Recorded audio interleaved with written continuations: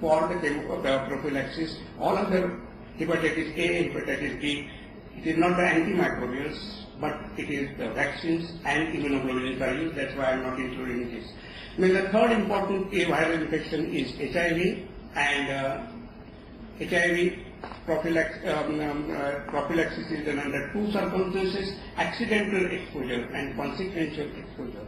Accidental exposure is in percutaneous injury or contact with mucous membrane or intestine exposure, and whether to give, what drugs to give depends upon from which HIV positive patient one has got the infection. Whether it's a class 1, meaning thereby he is asymptomatic and CD4 count is not very low, and class 2 is he is symptomatic and his count is very low. And accordingly, either one can do basic prophylaxis or expanded prophylaxis. In basic, we give Jurovulin 30 mg twice a day plus Lamivudine, so 150 mg twice a day for 4 weeks. And in expanded, in addition to these drugs, protease inhibitor, that is Indinavir, 500 mg 3 times a day for 4 weeks can be given for prophylaxis. Then also the consequential exposure, that is a child, an infant with mother having HIV, and there are 16 different regimes for the prophylaxis for an infant born to the mother of HIV. I have just written 3 of them.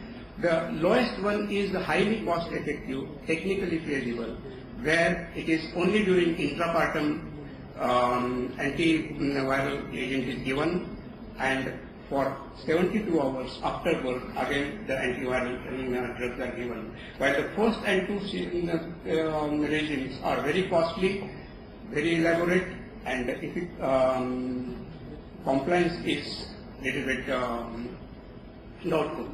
So this is the first group of chemoprophylaxis, that is post-exposure prophylaxis or PEP prophylaxis. Then the second major group comes the chronic medical prophylaxis and vulnerable host.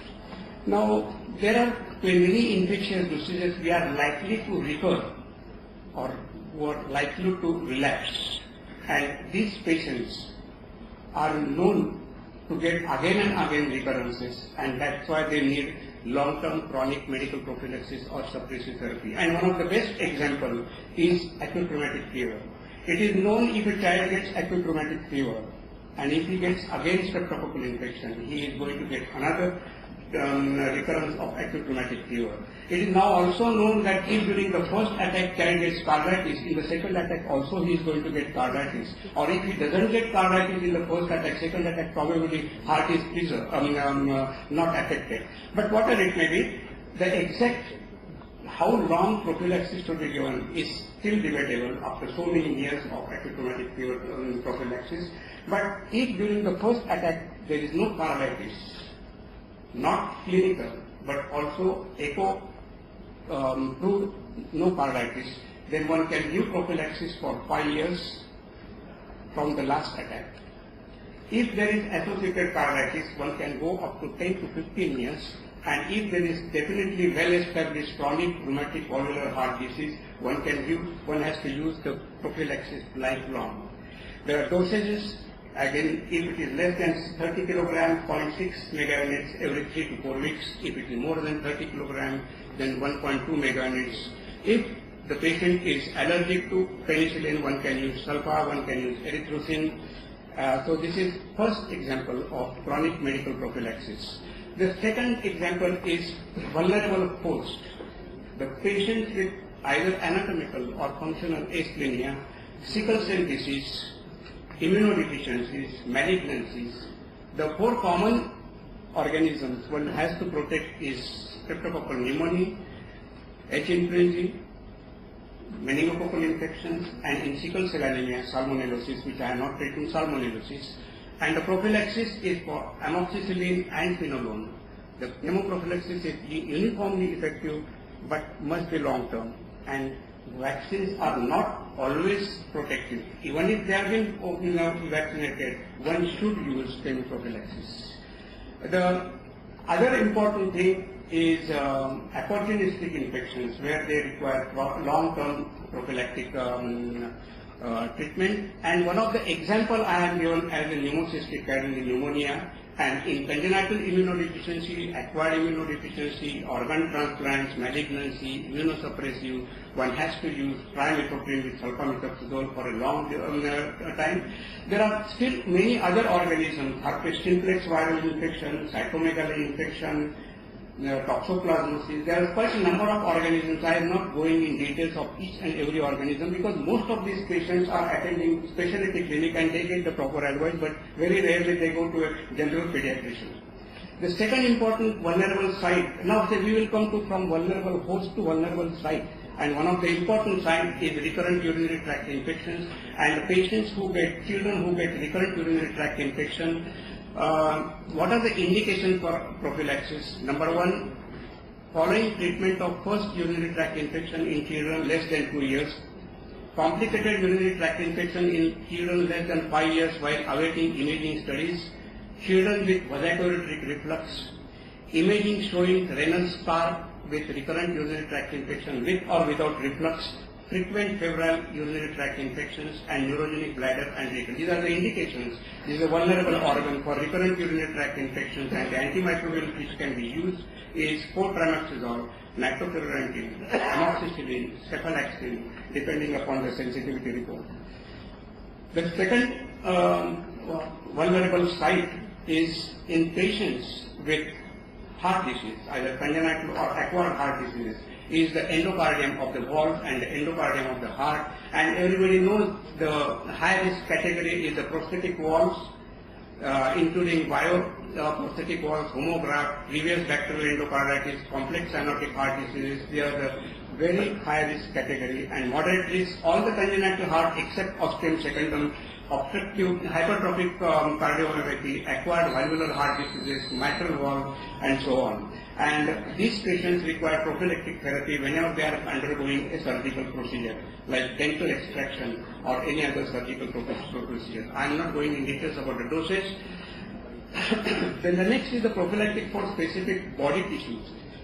One is, everybody, the conjunctivitis in newborn, we use silver nitrate. This is one of the antibiotics, chemoprophylaxis.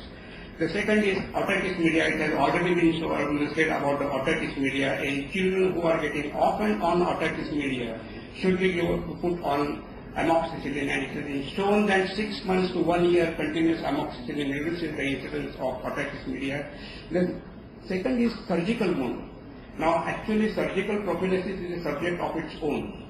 I am just saying what is the goal, what is the object. Any patient who is undergoing surgery, from the incision to the closure of the skin, I'll take 2 minutes more, with your permission. There is a transient bacteremia, and the surgical prophylaxis has to be for this transient bacteremia. It has to be given half an hour to 1 hour, depending whether the child is getting oral prophylaxis or IV prophylaxis, and it should be continued. The concentration of the antibiotic should be there throughout the procedure, and after the completion of procedure, one can stop it. What antibiotic do you use? It depends upon what is the surgery. If it is just a non-meningitic obstructed hydrocephalus and shunt procedure, one can use ceftriaxone or cephalosporins. If it is thoracic, depends upon whether it is a methicillin-resistant staphylococci or no methicillin-resistant staphylococci. If it is not methicillin-resistant staphylococci, if it is resistant, one can add in addition to cephalosporin mincomycin. If it is the surgery of stomach and upper intestine, again cephalosporin can be used as a prophylaxis. But if it's a distal surgery, in addition to cephalosporin, metronidazole is used because of anaerobic organisms. If it's a biliary surgery with biliary tract, one can use amoxicillin. So this surgical prophylaxis depends upon the site. And lastly, I will come to travel prophylaxis. And travel prophylaxis is many times you get that somebody is coming with what prophylaxis to be given. Actually, there are quite a number of diseases where the travelers can get it from taking unbottled water, using ice cubes from water of uncertain origin, insect bites, and one of the most important example is malaria. And chemoprophylaxis for malaria I already given. Areas where there is chloroquine sensitive falciparum, chloroquine can be given. Areas where there is definite resistance to chloroquine, one can use mimethylpropyl. I think this is a simple thing, every book gives this chemoprophylaxis. So, and lastly, coming to the nosocomial, I don't want to say much about nosocomial infection in the pediatric intensive care units, but it is known 6 to 10% of the babies get nosocomial infection, number one. Number two, if we get some preventive measures like proper hand washing, minimum intervention, complete asepsis for any procedure, we can bring down that infection by 50%. By applying ointments to the tubings, but it has been seen that after application the fungal colonization is more.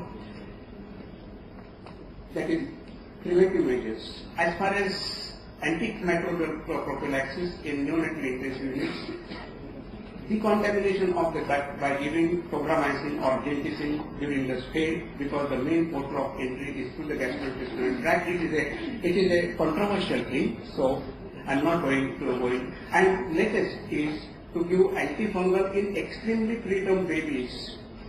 Antifungal agents. This is also, there is no consensus guidelines for usage of this. So actually nosocomial infection prevention depends upon the nursery. What is the bacterial flora of that nursery, number one. Number two, what is the sensitivity and what type of patient particular intensive care unit gets. So there are no hard and fast rules as far as. So in short, I just state the 4 groups: post-exposure prophylaxis number 1, chronic prophylaxis number 3, travel prophylaxis number 4, and nosocomial infection prophylaxis number 5. I think in 18 minutes I have covered. I have just conceptualized. I have not gone into the detailed doses, but when the general pediatrician, how he should treat the patient, do the prophylaxis. Thank you.